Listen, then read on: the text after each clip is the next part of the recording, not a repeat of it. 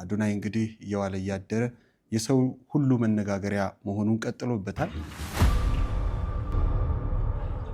በዓለም ፊት መሸለም ማለት ቀላል አይደለምና ኧረ ዶክተር በድሉ እረፍ እንጂ አረጋጋው እንጂ ልቡ የተጎዳ ወጣት ነበር። አዲስ ወጣቱ ትውልድ የራሱን ህይወት እየታገለ በህይወት ዘመናችሁ መልካም ለመስራት አስቡ።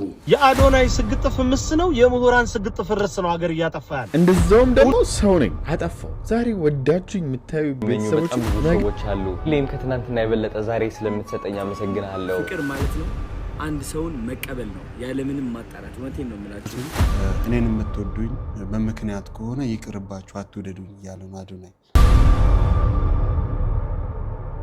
ሰላም የተወደዳችሁ ውድ ቤተሰቦቻችን እንደምን አላችሁ? ይህ ጊዜ የተሰኘ ፕሮግራማችን ነው። እንግዲህ እንደተለመደው በጊዜ ፕሮግራማችን በተለይ ወቅታዊ የሆኑ ትኩስ የሆኑ ነገሮችን ወደ እናንተ አቅርበን ደግሞ እኛ እይቶቻችንን ወደ እናንተ እናደርሳለን።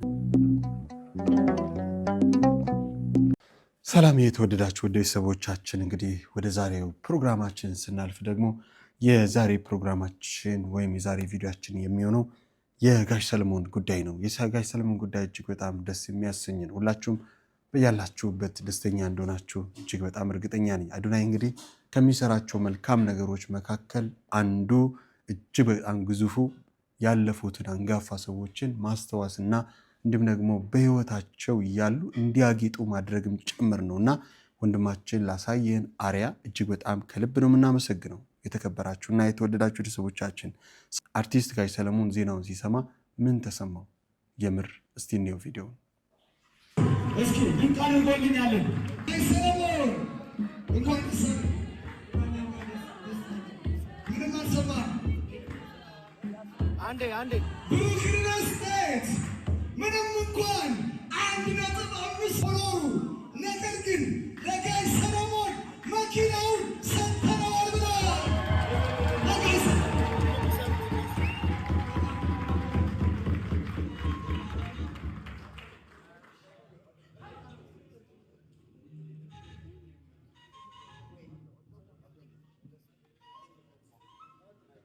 ደስ የሚል ነው። እግዚአብሔር የተመሰገነ ይሁን። እግዚአብሔር የተመሰገነ ይሁን። ኧረ እናንተ ምስጋና ያንሳል። አመሰግን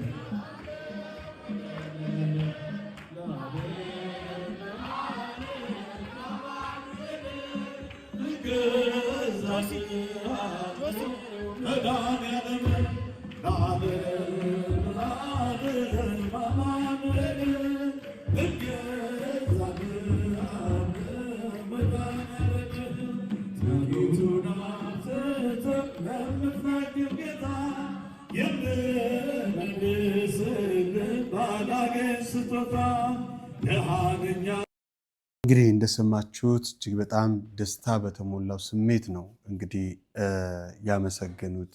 አንዳንዴ ደስታ መቆጣጠር ይከብድ የለ ተንሸራተውም እንግዲህ ወደ መሬት የወረዱትና ሰውም እጅግ በጣም ደንግጦ ነበረ።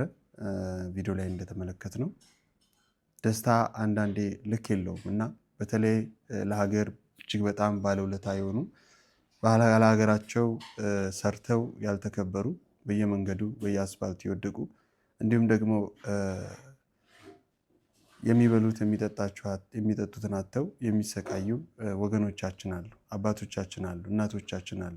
የትኛው በሁሉም ዘርፍ ማለት ነው በሁሉም ዘርፍ እና እነኝን አባቶች አስታውሶ በዓለም ፊት መሸለም ማለት ቀላል አይደለምና አዶናይ ስለሰጠህን ነገር ከልብ እናመሰግናለን። እኛም እንግዲህ ከፍ ብለን በአንድነት መስራት ይጠበቅብናልና አዶናይ የሰራውን ነገር ከማውራት አዶናይ የሰራውን ነገር ከማስታወስ ይልቅ እኛ ሁላችንም አዶናይ መሆን አለብንና ሁላችንም አዶናይ እንድንሆን ደግሞ ባዘጋጀነው እንግዲህ ትልቅ ነገር እያዘጋጀን ነው። በተለይ በሶሻል ሚዲያው ፍቅር ሶሻል የሚል ማህበር እየመሰረተን ነውና ሁላችሁም እንድትቀላቀሉ በአክብሮት ነው የምንጠይቀው።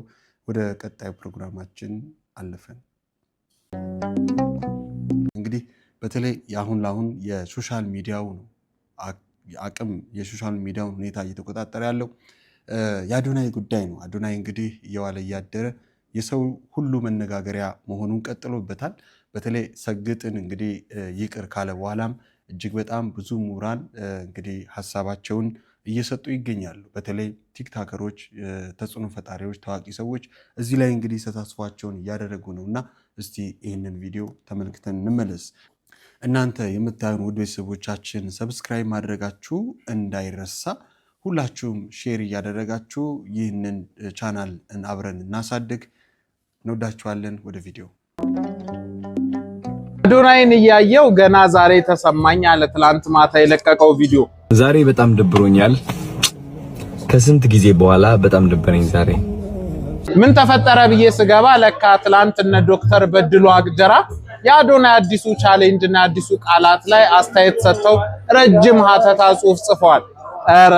ኧረ ዶክተር በድሉ እረፍ እንጂ አረጋጋው እንጂ ስንት በጎ ስራዎች ሲሰሩ አስተያየት ሳሰጥ ይሄ ልጅም በራሱ ህይወት ኤክስፐሪመንት አድርጎ እንደዛ ከነበረበት የተስፋ መቁረጥና ምናምን ህይወት ውስጥ ወጥቶ ለውጥ ሲያመጣ እሱንም በቅርብ በጣም ብዙ ጥሩ ነገሮች ሲሰራ አንዱን ጉዳይ ላይ አስተያየት ሳሰጥ ቲክቶክ ታይም እንዳንል ይሄው እየተከታተልክ እንደምትል ገልጸህልናል። ከዛ አሁን አንዷ ቃል ላይ አተኩረ መፈናፈኛ ሳጥቶ ትውልድን አንድ ስህተቱን እየፈለጉ ከማጥሩ ነገር ውስጥ አንድ ስህተትን እየፈለጉ ለዛውም ስግጥ ፍምስ የሚለው ቃል ስህተት ነው ብዬ አላስብም።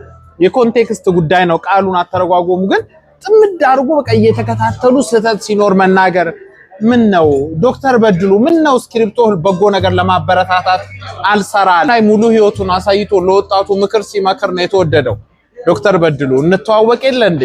መድረክ ላይ መጣችሁ አስተያየት ለመስጠት እንኳን አበል ከሌለው እኮ አትመጡም። እና ተውት እናንተ የራሳችሁን ህይወት ኑሩ። አዲሱ ወጣቱ ትውልድ የራሱን ህይወት እየታገለ እየተሳሳተ እየወደቀ እየተነሳ እየሞከረ ነው። ተውት ዶክተር በድሉ ተውት፣ የራሳችሁን ህይወት ኑሩ። እግዚአብሔር ዓላማ አለው ለሁሉም ነገር። ይህ ወጣት በህይወቱ የተጎዳ ነበር። እጅግ ሰዎች የማያውቁለት በውስጡ የተሰበረ ሰው ነበር።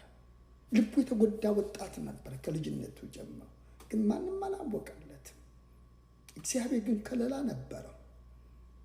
እግዚአብሔር ጠብቆት ነበረ።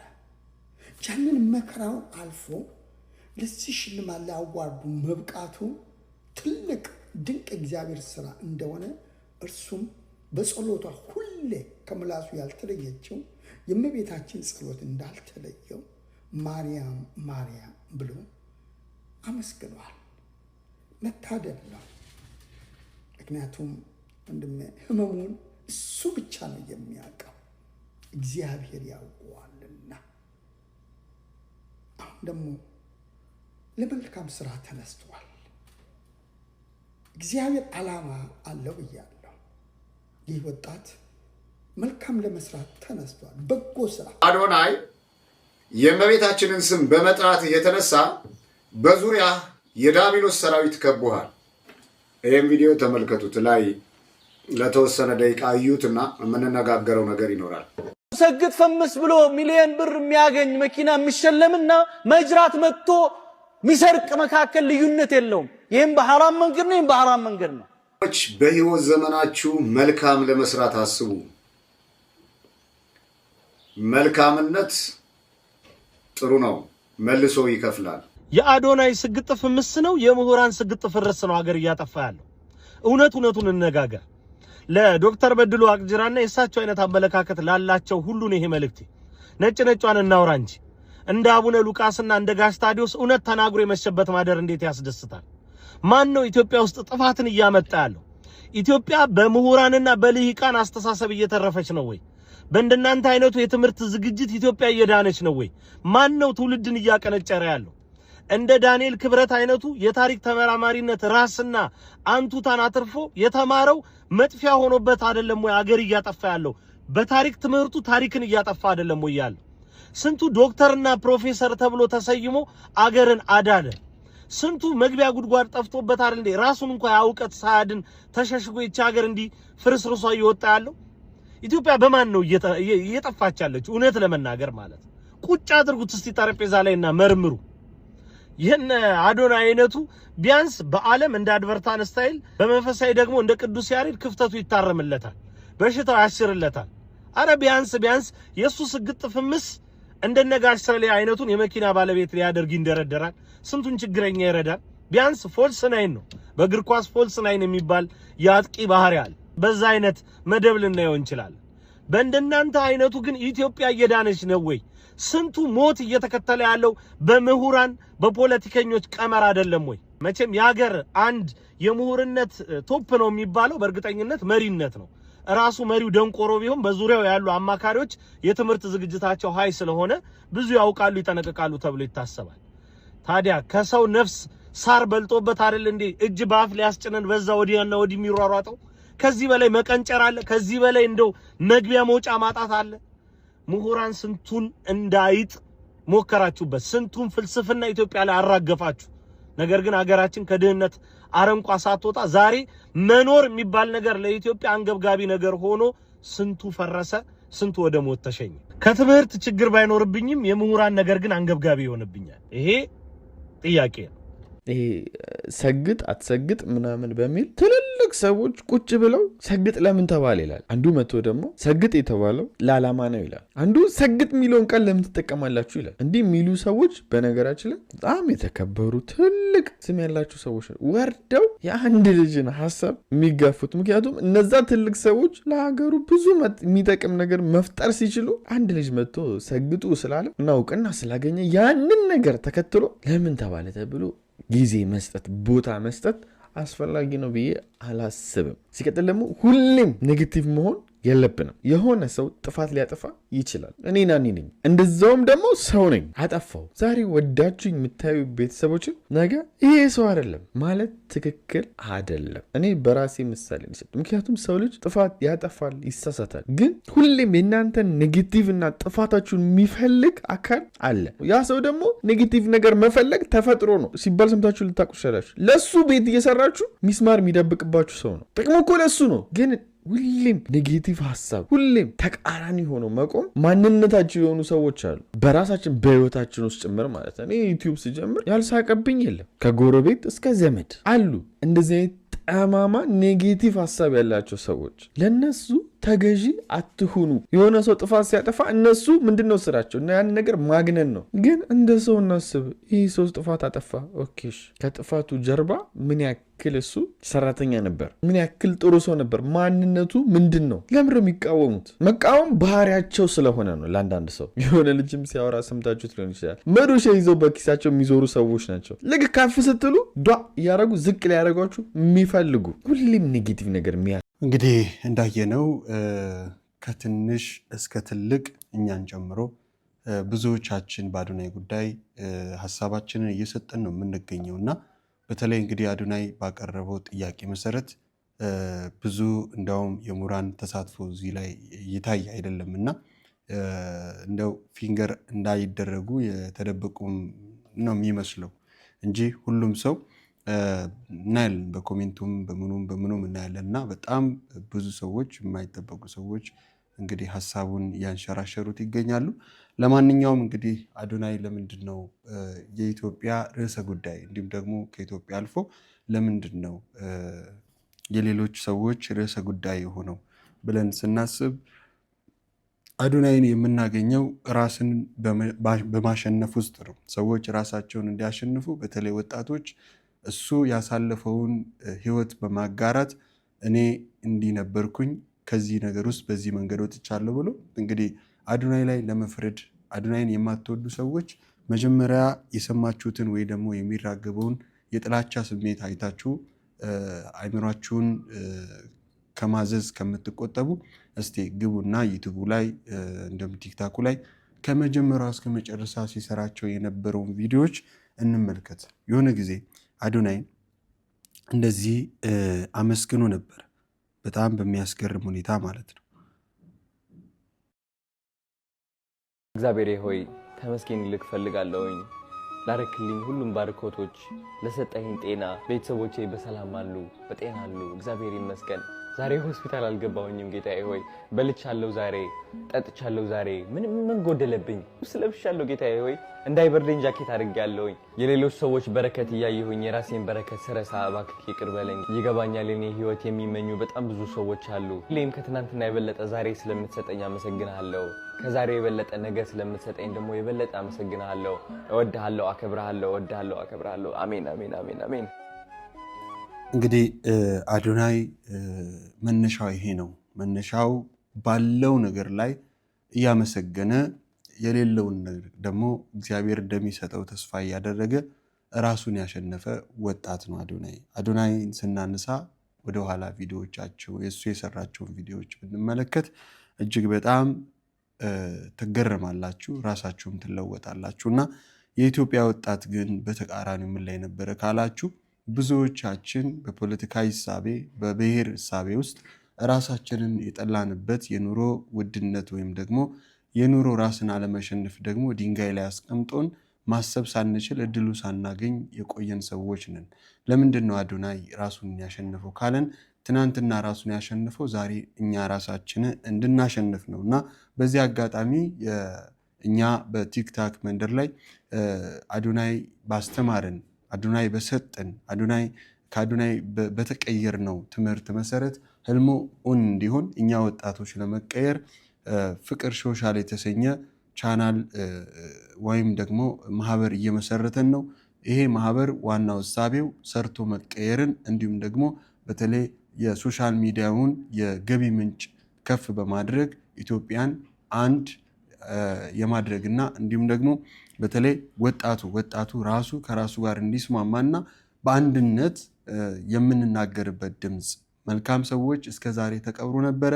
ብዙ መሰደብ የማይፈልጉ ብዙ ክብራቸውን የሚወዱ ሰዎች ወደ ቲክታክ መንደር መተው ሐሳብ አይሰጡምና እነኛ ሰዎች መተው ለትውልዱ ሐሳብ እንዲሰጡ የልባቸውን እንዲያካፍሉ ለማድረግ እጅግ በጣም በሰፊው የእቅድ ይዘን የመሰረተን ያለነው ሁላችሁም የአዶናይን ሎጎ አድርገን እንቀየር ብዙ ነገሮችን መስራት እንችላለንና በአንድነት እንድንሰበሰብ ጥሪ ለማቅረብ ወዳለኝ በዚህ አጋጣሚ በቲክታክ መንደር ላይ በኔ የቻናል አካውንት ላይ ገብታችሁ ላይቭ መከታተል ትችላላችሁ ከቀኑ 6 ሰዓት እስከ ሌሊቱ 6 ሰዓት ድረስ በመናካሄድ ሁሉ ጊዜም ከሳምንት ይሄ ማህበር እስኪቋቋም ድረስ በመናካሄደው ላይ ተገኝታችሁ ሐሳባችሁን በመስጠት የሚሰማችሁን ስሜት በነፃነት በኃላፊነት እንድታካፈሉን ስንል በአክብሮት እንጋብዛለን አዶናይም እንዲህ ብሎ መልእክት አስተላልፎላችኋል የተወደዳችሁ ጋይስ እኔን የምትወዱኝ ሃይማኖቴን አይታችሁ ብሔሬን አይታችሁ ወይም ደግሞ ያለሁበት ደረጃ ገንዘብ whatever it is አይታችሁ ከሆነ እኔን አትወዱኝም ማለት ነው አንድ ሰው የምትወደው በመረጠው ምርጫ አይደለም አንድ ሰው የምትወደው ላይክ ውስጥ ላይ በተሰማ ስሜት ነው ሰው ከመውደዳችሁ በፊት ማጣራት አቁሙ ውስጣችሁ የነገራችሁን ነገር እመኑና መውደድን ጀምሩ because ማጣራት ስንጀምር ሁሌም of course ኔጌቲቭ የሆነ ነገር ማግኘታችን አይቀርም ሰዎች ነንና ሁላችንም ነጭ በግ ሆነን መኖር አንችልም ያጠፋነው ጥፋት ሊኖር ይችላል የራሳችን ምርጫ ሊኖር ይችላል የተለያየን እሱ ነው ደግሞ አንድ የሚያደርገን እሱ ነው ውብ የሚያደርገን እሱ ነው የበለጠ እንድንፋቀር የሚያስተምረን ማለት ነው ፍቅር ማለት ነው አንድ ሰውን መቀበል ነው ያለ ምንም ማጣራት እውነቴን ነው የምላችሁ ሰው በምርጫው እንዲኖር በመፍቀድ የተሰጠው ነገር አለ የኖርበት የተመራው የተከተለው መንገድ አለ እሱን አውቀን መጥፎውን ነገር ሳንለይ ጥሩን ብቻ እየመረጥን ያ ሰውን ማፍቀር ስንማር እቺ ዓለም ገነት ትሆናለች ግን እቺ ዓለም ገነት ስትሆን ልባችንም ገነት ውስጥ ይሆናል እኛም ገነት ውስጥ እንሆናለን ሰው አናጣራ ከማፍቀራችን የሚገርም መልእክት ነው ከመውደዳችን በፊት ስለ ሰው ማንነት አናጣራ በምክንያት እንዳልወደው ነው ያንን ሰውና ሁላችንም ማለት ነው ምክንያቱም እኔን የምትወዱኝ በምክንያት ከሆነ ይቅርባችሁ አትወደዱኝ ያለው አዶናይ በምክንያት ሳይሆን ሰው በመሆኑ ብቻ ልንወድና ልናከብር ይገባል ነው መልእክቱና ከልብ እናመሰግናለን ወንድማችን እጅግ በጣም እድሜ ጤና እንመኛለን እባካችሁ በተለይ ለሀገር ባለውለታ የሆናችሁ ሰዎች ብዙ ዩኒቨርሲቲዎች ላይ እንግዲህ በጣም ትልቅ ስራ እየሰራችሁ ያሉ ሰዎች የሚመለከታችሁ ሐሳባችን ነፃነት እንዲያገኝ እየወጣችሁ ሐሳባችሁን ስጡ። ምሁራን ካላችሁ ይህንን ጥሪ ማቅረብ እፈልጋለሁ። አዶናይ ልትደግፉት የሚገባ ነው። በተለይ እኔን ጨምሮ በጣም ብዙ ሰዎችን በህይወት ውስጥ የቀየረ ነውና እባካችሁ ሰዎችን ስንወድ በምክንያታዊ አይሁን፣ በሃይማኖቱ ወር ደግሞ በብሔሩ አይሁን። ሰዎችን ምክንያት ፈልገን አንውደድ ነው ያለው አዶናይና እንዲህ የመሳሰሉ ጠጋኝ የሆኑ ሐሳቦች እንግዲህ ከዚህ ብላቴና አንደበት ሲወጣ እጅግ በጣም እጅ ባፍ ያስጭናል። ማንም አዶናይን አለማድነቅ አይችልም። ንጹህ ህሊና ያለው ማንም ሰው ቢሆን አዶናይን አለማድነቅ አለመውደድ አይችልም። እስቲ መጀመሪያ የሰራቸውን የመጣባቸውን ቪዲዮዎች ተመልከቱ። እንዲሁም ደግሞ ኢትዮጵያ ከገባ በኋላ ይሄ ልጅ በተግባር ምን እየሰራ ነው? እውነት የተናገረውን እየኖረ ነው ወይስ በተቃራኒ? አዶናይ ብዙ ተቃውሞዎችን በህይወት ውስጥ ያስተናገደ ሰው ነው። ግን ለብሔር አልቆመም፣ ሃይማኖት አልቆመም። የራሱን ስሜት እንደ ግሉ የራሱን ስሜት ይገልጻል። በቃ ስለ ሃይማኖቱም ይሁን ስለምንም ይሁን ይገልጻል አዶናይ። ከዛ ደግሞ ግን እንደ አንድነት ደግሞ አንድ የሚያደርጉን ሐሳቦች ላይ የሚሰራ ወጣት ነውና ስለዚህ እንንቃ ለማለት እወዳለሁ። እንግዲህ የሶሻል ሚዲያው እጅግ በጣም በአዶናይ ጉዳይ እንግዲህ ምንም የሚወራ የለም ከዚህ ውጪ።